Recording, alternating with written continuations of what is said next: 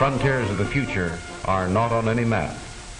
They are in the minds of men and in the test tubes and laboratories of the great industries we have built up here in America.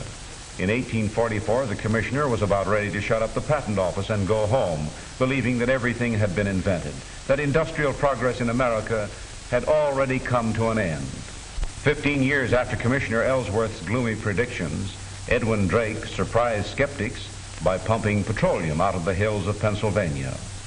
For years, the oil men cursed gasoline. It was a troublesome byproduct. You know what has happened since. Oil and gasoline we demand today furnishes employment to millions of people, and these are only two products obtained from crude petroleum. No, the pessimists of that day never dreamed of the marvels that would soon follow their predictions. They overlooked one all-important fact that we should know so well. That is, as long as there is a problem to be solved or a desire to be met, American ingenuity will not rest.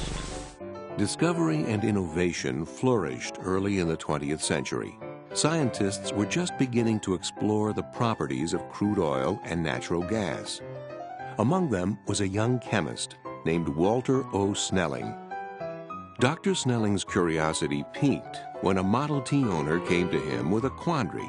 Why was the gasoline in his car disappearing so quickly after he'd filled the tank?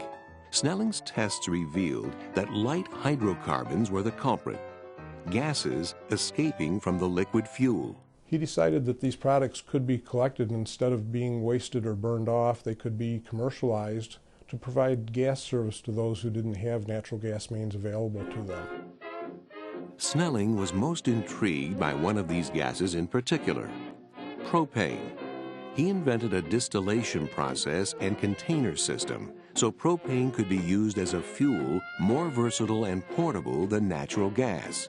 He called the new fuel gasol. He had a vision to use these waste products as a means of cooking, lighting, brazing, cutting, soldering. He envisioned several applications for these gasol products.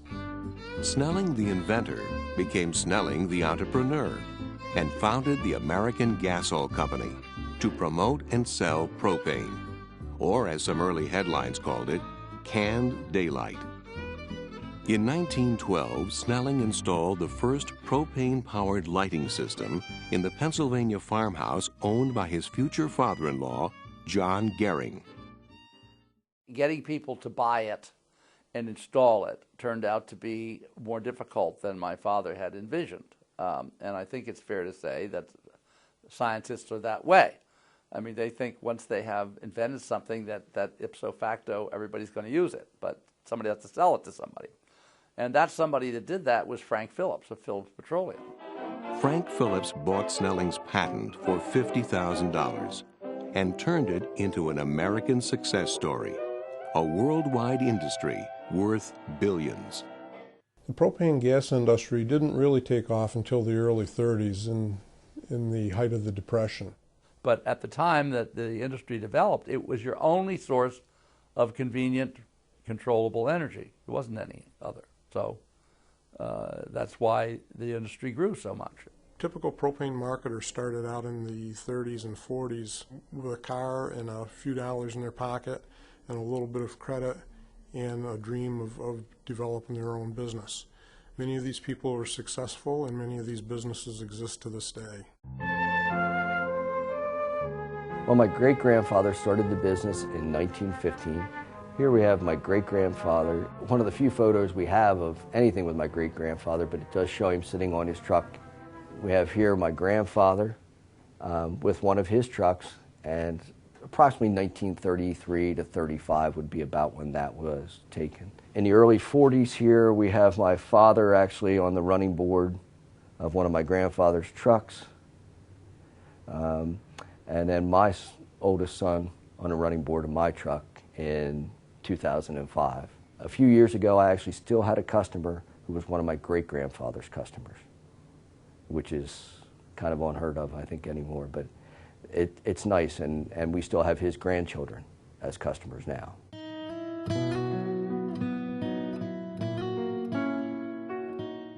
We invested a small amount of money to buy a used bobtail, and he started driving after his workday. He would drive in the evenings and deliver propane. I worked as a teacher, and I would take care of the books in the evenings, and we continued that way until we grew enough that he could quit his other job and work only in propane, and it was his goal to have that business for our children.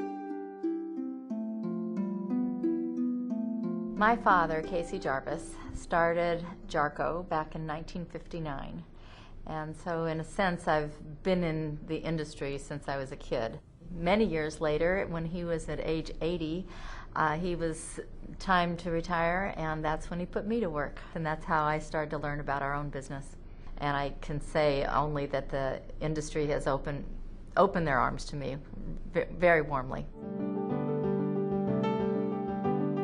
I'm 82 years old. I helped my dad put the first propane installation in New Jersey when I was 10 years old in 1938, and I became addicted. I've been involved in this industry all my childhood and adult life. My whole family works in our company in one way or another, and I can't think of any profession that I would rather be in than the propane industry. Few American businesses have inspired the loyalty and enthusiasm that took hold of the propane industry in its early years. Rural America needed fuel, and young entrepreneurs were ready to deliver. Suburban Propane was founded in the 1920s, early 1930s, and it was founded by my grandfather, who lived in a town called West Orange, New Jersey, what then was the countryside. My grandmother was used to cooking with natural gas and complained constantly about the fact that she had to use other means to cook. And my grandfather bought a territory from Rock Gas and set up this stove in their kitchen and pleased my grandmother. And in the process, he figured out he had a potential business idea. He had a car that drove around to homes. It was like a Model T. It had a dryer inside of it that was hooked up to a propane tank, and that's how he would go out and sell the service.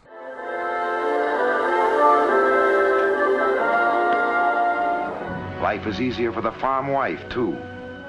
To do her cooking and heating today, she can have liquefied petroleum gas delivered to the house by a local dealer. Between 1927 and 1934, propane sales skyrocketed from 1 million to 56 million gallons a year. December 7, 1941, a date which will live in infamy. World War II forced Americans to conserve resources in support of the war effort. Every spare scrap of metal was collected to manufacture guns, tanks, and airplanes. You couldn't get steel to make cylinders. You had to get special permits to make a cylinder. So the industry was sort of at a standstill, just enough to keep going until the war was over. Those able to hang on through the cylinder shortage were in for a wild ride once the war ended. With the availability of materials again, and with the availability of men, the propane industry again took off. As the returning soldiers and military came back, the development of homes and the requirement for a low-cost energy, we saw tremendous growth.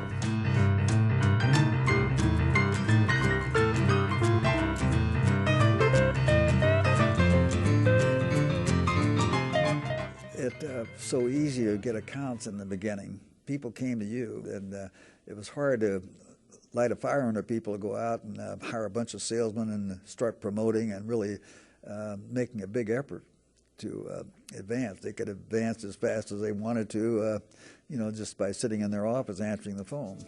This period of expansion led to another major change, the transition from small cylinders to bulk deliveries. When I started, 75–80% of the business was cylinder delivery, and the rest was bulk, and now the cylinder delivery business has almost disappeared. most of the industry was in the cylinder business, and they all migrated into the bulk business, some of them very reluctantly. But they didn't. A lot of them didn't recognize the fact that if they really wanted to get big, that was the bulk business was where the answer was. I probably called on more bulk plants than anybody else in the history of the industry. The bread was toasted quickly in the broiler, and the rarebit is nearly ready to serve. The gas range is what really started a lot of companies, and they started out in the 100-pound cylinder business, and which are, you know, basically 23 gallons. And then people liked it so well that they wanted water heaters. And then that led eventually to home heat. This unusual liquid is LP gas, one of the hundreds of products from petroleum. In many homes, it is one of our most useful handymen. It cooks our food, heats our water and our home. For the farmer, it can generate his power, warm his chicks, fuel his tractor, and control weeds through flame cultivation. Last year, 6 billion gallons of LP gas were transported and sold in the United States. Now, how would you transport this liquid fuel that boils well below the freezing point of water? LP gas solved the problem by developing specially built tank cars and tank trucks, permitting LP gas to be handled and stored in liquid form. Those early days, the delivery hose that you had done unreel to, or unfold to get to the customer's tank, which could be 100 feet or better, had to be wrapped up on metal ears, we called them, which were welded to the side of the tanks.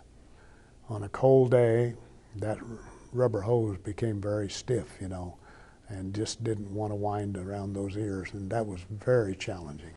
Back in the old days, if everything had a pilot light and a pilot safety device called a thermocouple, and if you could change a thermocouple, you could pretty much fix anything. A lot of the technology is still fundamentally the same in that we have a propane tank that's hooked to an appliance. But beyond that, almost everything has changed. We've added safety features that require a lot of expense to the industry. So it speaks well of the industry that we can sort of control ourselves and make sure we're doing the best job possible. Today, the employees go through a very significant training and a retraining program. And so the industry has taken tremendous steps to improve their safety programs. And I think the industry proves that on a daily basis. 20 years after the invention of the product came the realization that we needed to come together and put in place safety standards. We formed the first trade association for the organization in the state of New Jersey back in 1931. Originally, the association was led by Emerson Thomas, George Oberfell, and Mark Anton. It evolved over the years along with the changing needs of its members. Today, the National Propane Gas Association represents the industry from offices in Washington, D.C. I think our industry in the last 5 years in particular has realized that we need to be more engaged with policymakers at the national and at the state levels so that we can tell our story and tell it in a compelling manner that really supports all the great qualities of propane as a fuel.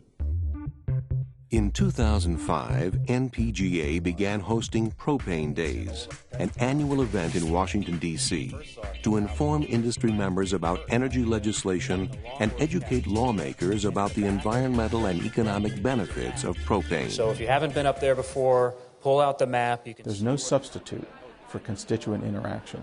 And when you talk about 400 people come into town to convey the same message to different members of Congress, you talk about a powerful force for advocacy.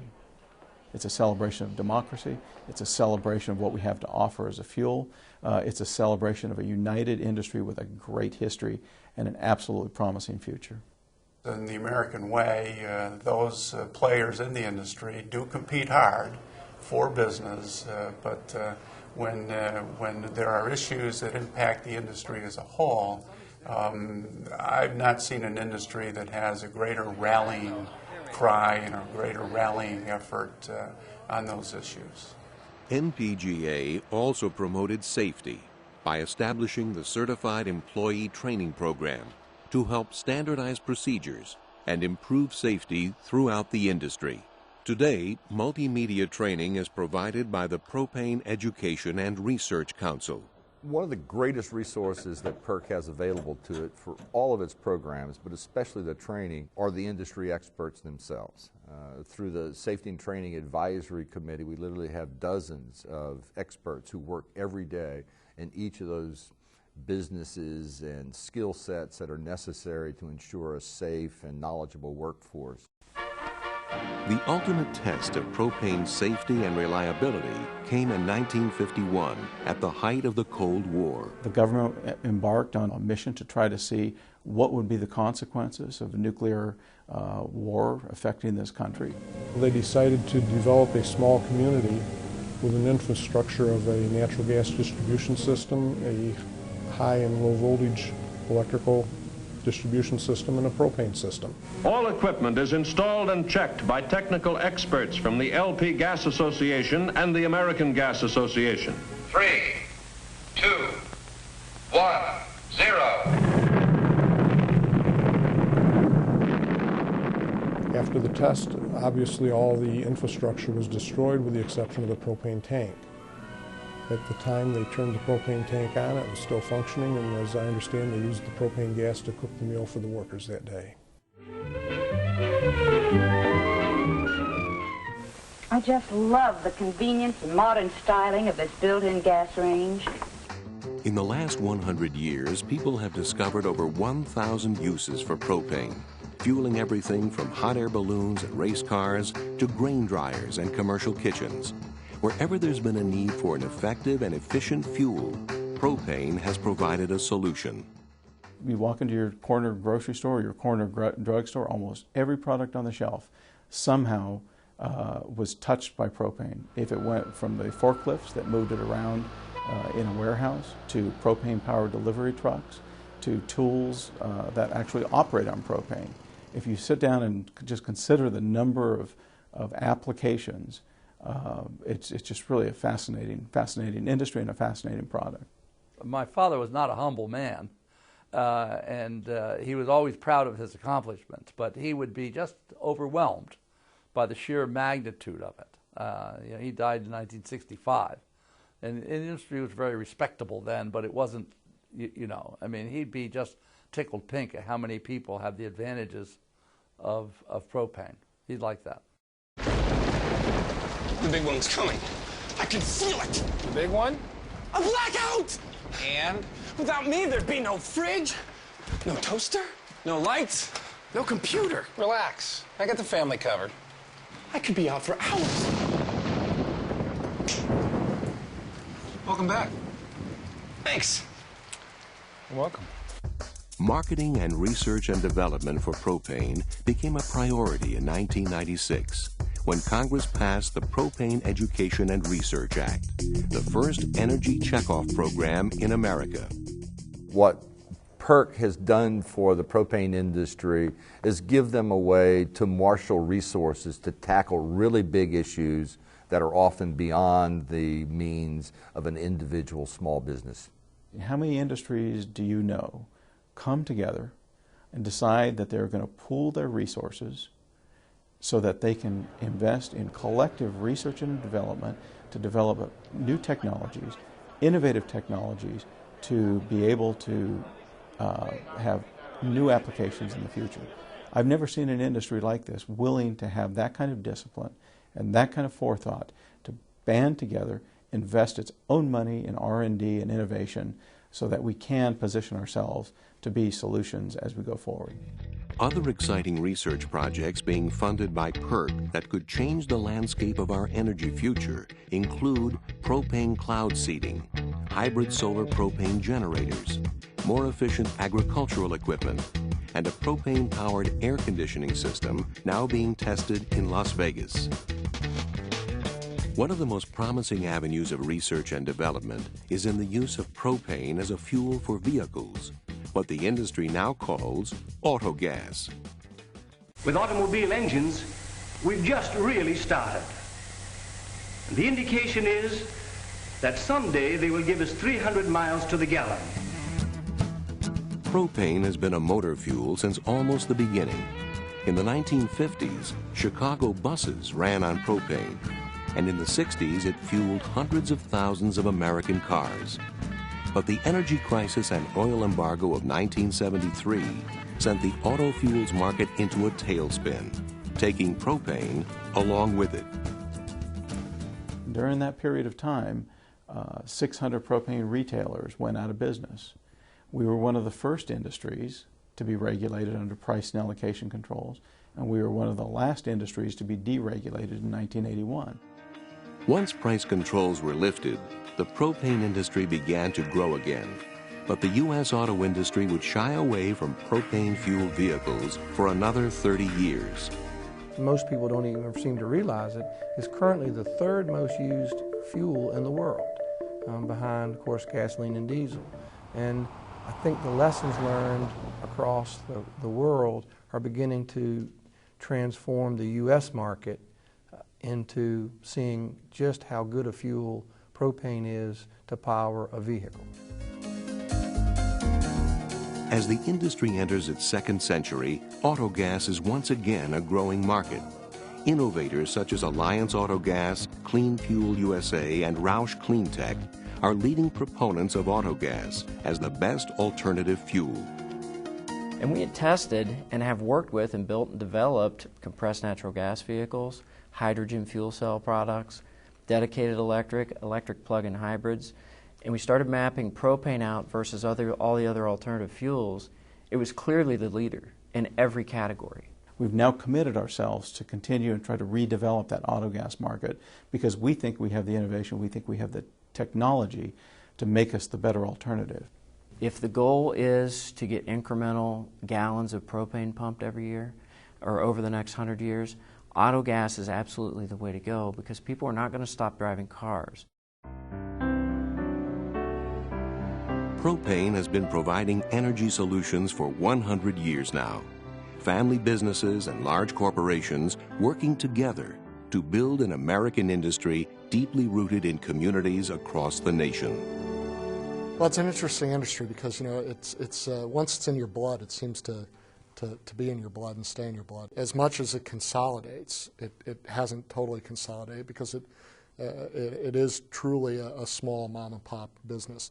You have this beautiful combination between the disciplines and the efficiencies the large companies experience and the innovation and the hometown quality of small businesses. And they just blend so well together into this great industry that has solved so many problems and been the solution to so many of the nation's energy and environmental needs. We think propane is a wonderful a product that has an incredible future. Its versatility, its abundance, it's domestic, it's not an import item, it's clean, it has more applications than really any other fuel. And we're very excited about how it can be part of the energy mix going into the future and how it can do more for consumers.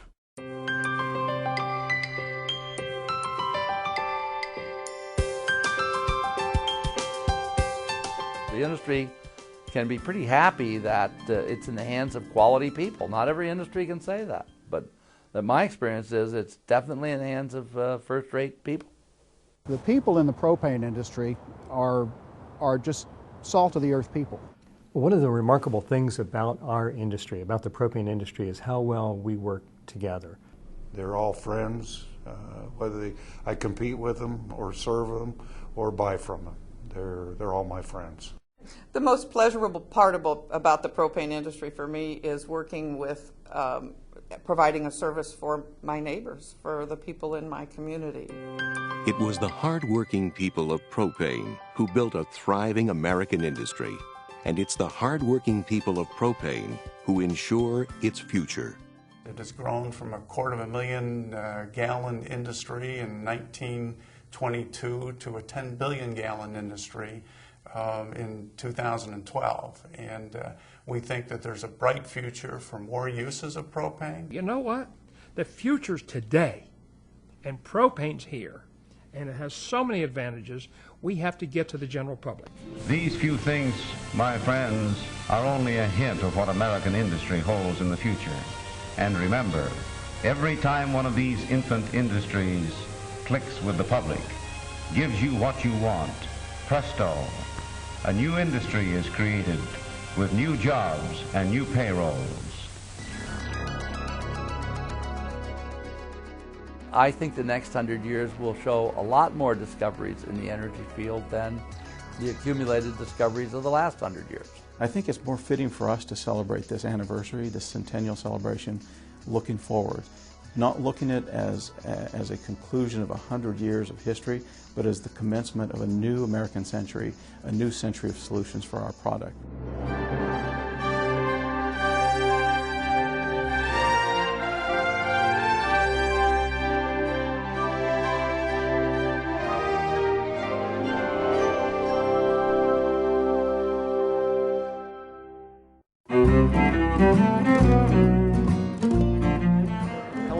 Peter Farrell with the National Propane Gas Association, wishing the industry a happy 100, and I look forward to being at the next 100. Hi, I'm Rita Pekalunas, the Propane Princess.